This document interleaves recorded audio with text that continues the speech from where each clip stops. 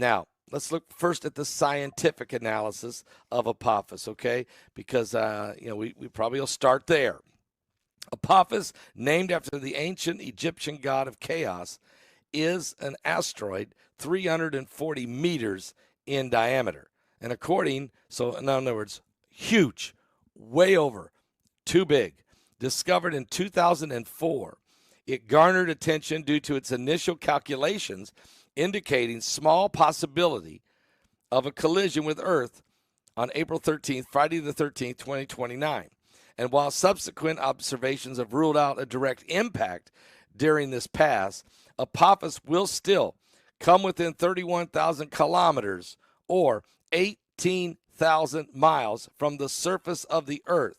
Remarkably close distance for sure. Despite these reassurances of no immediate danger, this close encounter raises concerns about the potential future of impacts, deep impacts, small chances in its trajectory, small changes. If just any little calculations off a little bit, the Earth's gravitational pull could pull this massive asteroid into our path, posing a risk for future encounters. Understanding the potential consequences of such an event is crucial for devising mitigation strategies and preparing for future celestial threats. Maybe that's why NASA has been sending up space probes, been studying asteroids, been studying deflection on asteroids, studying everything on how to deal with incoming impacts. The impact of an asteroid like Apophis, though, could be catastrophic, depending on its size and composition. It could unleash devastating effects ranging from regional destruction to global catastrophe. The kinetic energy released upon impact could trigger seismic activity, massive tsunamis, wildfires, leading to widespread damage and loss of life. The aftermath might include long-term environmental consequences, such as climate disruption and extinction events. Now, what's the human psychological response to such a threat? The looming threat of Apophis presents a unique challenge to humanity's collective psyche.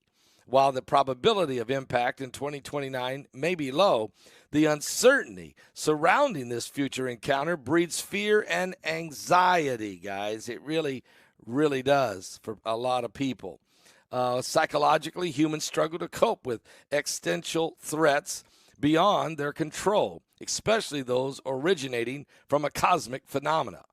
The psychological impact of Apophis can be understood, though, through various lenses. The concept of existential risk, polarized by philosopher Nick Bostrom, refers to the threat that could lead to human extinction or irreversible societal collapse. Apophis embodies such a risk, albeit with a low probability of occurrence. Nonetheless, the mere possibility of this catastrophic event triggers primal fears and existential anguish. Moreover, the symbolism of Friday the 13th, a day associated with superstitions and ill omens in many cultures, amplifies this psychological impact of Apophis' close approach. The convergence of astronomical and cultural factors heightens the public apprehension, leading to an increased anxiety and stress. The media portrayal of the event further exasperates these feelings, sensationalizing the potential threat and fueling the speculation. Now, psychological responses to the existential threat like Apophis often manifest in various ways. Individuals may experience heightened levels of stress, anxiety, and depression, leading to behavioral changes and psychosomatic symptoms. Collective reactions, including panic buying, increased religiosity, social unrest, as people seek ways to cope with the uncertainty and regain a sense of control. So you can understand why people would be so stressed out over this. But what is the biblical perspective of Revelation chapter 8 as it comes to Apophis? In the biblical literature, particularly in the book of Revelation, cosmic phenomena are often depicted as harbingers of divine judgment and eschatological events. Revelation chapter 8 describes a series of cosmic disturbances, including the sounding of the trumpets, which is heralding in the catastrophic events on earth. While interpretations of these passages may vary with some, they offer insights on how ancient cultures conceptualized the celestial phenomena and their significance. Now, in Revelation chapter 8, verses 10 through 11 of Revelation, it describes a star falling from heaven, symbolizing a celestial body impacting the earth and poisoning the waters. This imaginary bears, it's not imaginary, it's an image. The image of this bears resemblance to a potential consequences of an asteroid impact. Such a contamination of water resources and environmental devastation. The symbolic language used in Revelation reflects humanity's attempts to comprehend and interpret the cosmic events through the lens of religious beliefs, cultural narratives, and biblical prophecies. From a psychological perspective, as we've just talked about, the biblical narratives like Revelation chapter 8 offer solace and meaning in times of crisis. You say, how? Because those of us who believe in our God, those of us who understand Jesus Christ.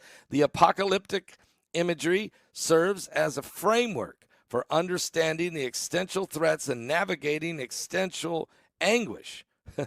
For believers, such a narrative provides a sense of divine providence and ultimate redemption, instilling hope amidst uncertainty and tribulation. However, interpretations of biblical prophecies must be approached with concern and caution, as they can fuel apocalyptic fears. So when reading Revelation chapter 8, it offers some symbolic insights to humanity's relationship with cosmic phenomena. It should also be understood that these biblical ancient passages are used for a revelation of future events. That is why Tom Horn wrote the book Wormwood Prophecy, and this is why I've been talking about this now for almost 20 years, or right at 20 years since I found out about it, that this is a serious situation. If you look at the scientific effects of it coming, its size and its proximity to the earth, and then you read the biblical description of it, they match. They match.